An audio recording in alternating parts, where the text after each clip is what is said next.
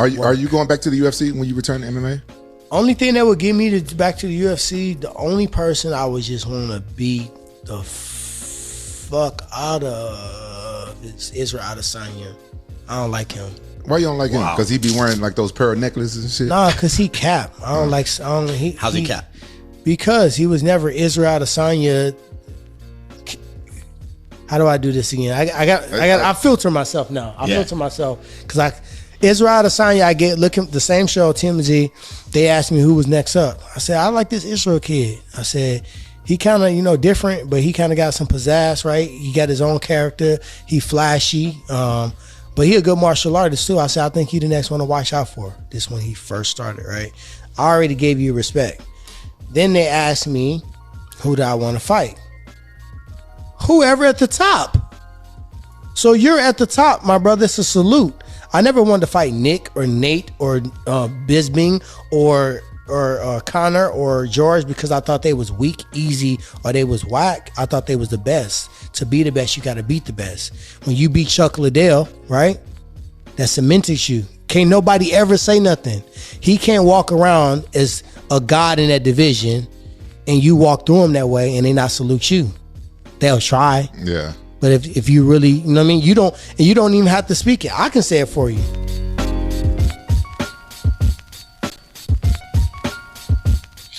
And Cheeto's number 6, dude. I don't even. Yeah, there's a storyline, but we signed the WWE where we merge. Why are we making this a WWE sport? It's not the WWE. And I get the business model thing. Well, this is what's up. I'm not even talking about that. I'm just saying, as a pure sport fanatic myself, I watch the fights week in and week out.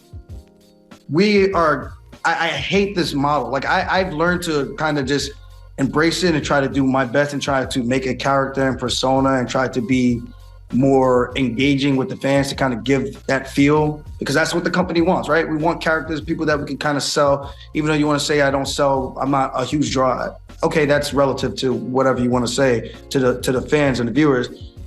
But the fact that we're going to skip over everybody else and go to number 6 when there's a guy who literally, let's be honest here, he kicked Piotr Jan's ass. Way worse than I did, way worse than Sean O'Malley did. Why is he not next? There's a storyline. He still has the jacket. You know, if you're going to do December, Merab is ready. And people keep saying we're clogging up the division. We're not clogging up the division.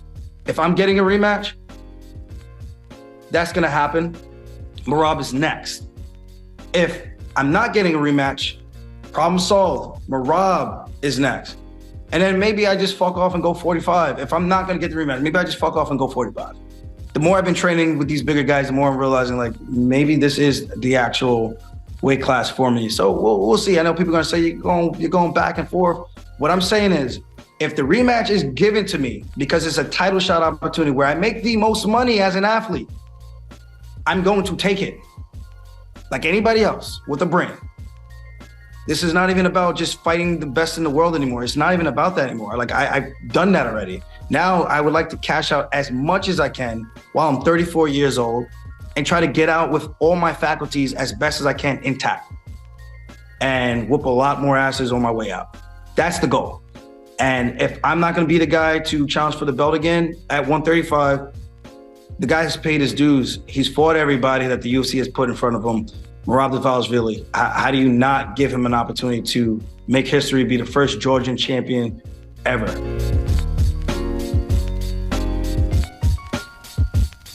After that last fight, that was the last fight on my deal.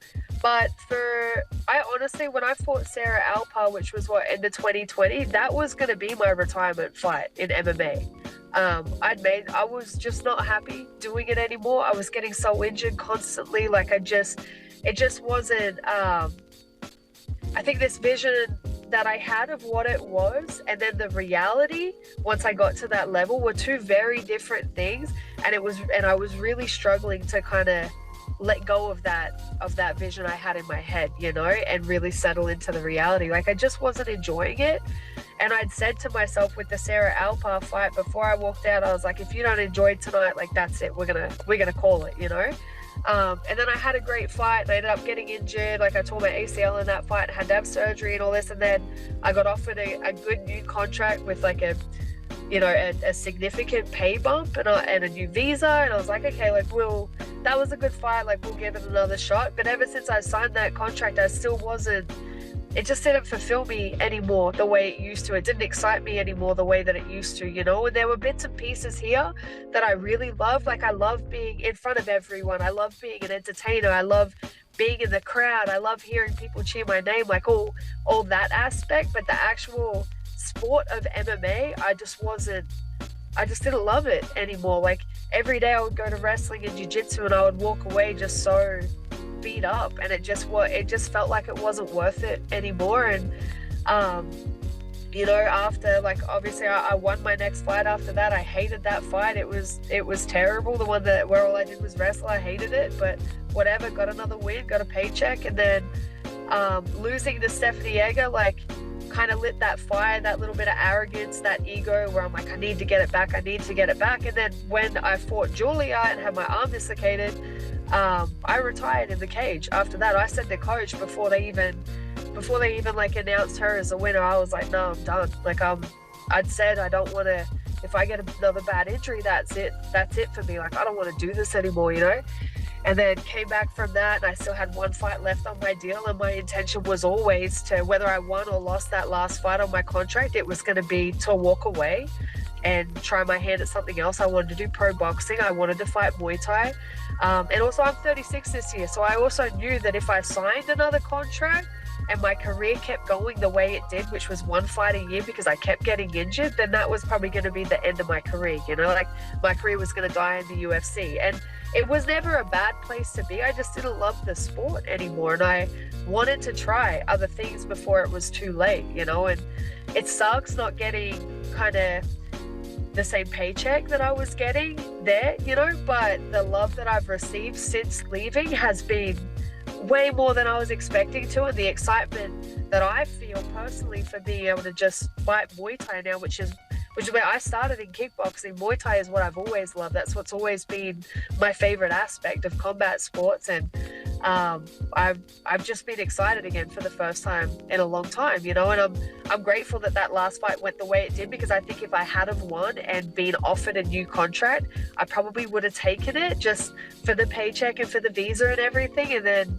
would have been in the same cycle that I've been in for the last couple of years, you know. So I did enjoy a lot of things about being in the UFC. I just don't enjoy MMA anymore. I hated going to jiu-jitsu. I hated having to wrestle. Like, it's never been something that I've enjoyed doing. And then as I'm getting older and I'm getting more and more beat up, it just made it more and more unpleasant every day.